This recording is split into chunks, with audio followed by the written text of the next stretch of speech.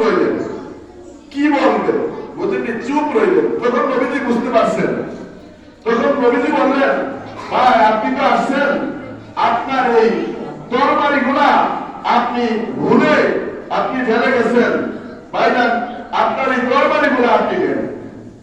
যখন নবীজি কি করলেন, এই তরবারি গুলা কাফের ব্যক্তির হাতে দিলেন, দেওয়ার পর এই কাফের ব্যক্তি এই নবীজির এই আচরণ দেখে, নবীজির এই আচরণ বিধি দেখে কাফের ব্যক্তির অন্তর মুক্ত হয়ে গেল। মুক্ত হয়ে সেটা নবীজিকে বলতেছে, ইয়া রাসূলুল্লাহ, ইয়া হাবিবাল্লাহ, হুজুর আপনি আমাকে এই মুহূর্তে আপনার কালিমা আমাকে পাঠ করায়, লা ইলাহা ইল্লাল্লাহ মুহাম্মাদুর রাসূলুল্লাহ সাল্লাল্লাহু তাআলা আলাইহি ওয়াসাল্লাম। আল্লাহ ছাড়া কোনো মাবুদ নাই, নবী মুহাম্মাদুর রাসূলুল্লাহ সাল্লাল্লাহু আলাইহি ওয়াসাল্লাম আল্লাহর প্রেরিত বান্দা এবং রাসূল। এই কথা বলে নবীজির হাতে মনে করেন ঈমানদার কাফের ব্যক্তি ঈমানদার হয়ে গেলেন এবং নবীজির সাহায্য হয়ে গেলেন ওই ব্যক্তি। বলুন না সুবহানাল্লাহ। কারণ আমরা তো আসলে ব্যবহার, আমাদের আচার আচরণ, আমাদের বিধি এগুলা কি করতে হবে, সুন্দর করতে হবে।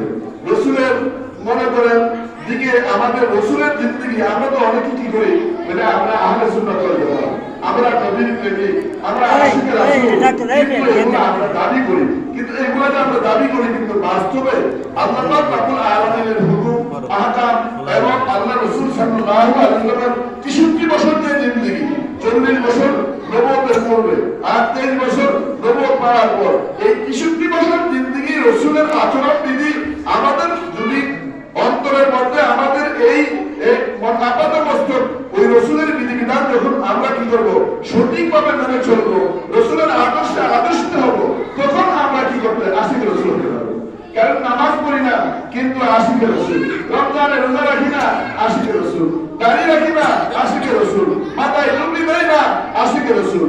কিন্তু এই আশিকে রসুলের দ্বারা মনে করেন কাল কিয়ামতের ময়দানে নাজাত পাওয়া যাবে না, নাজাত পাওয়া যাবে না।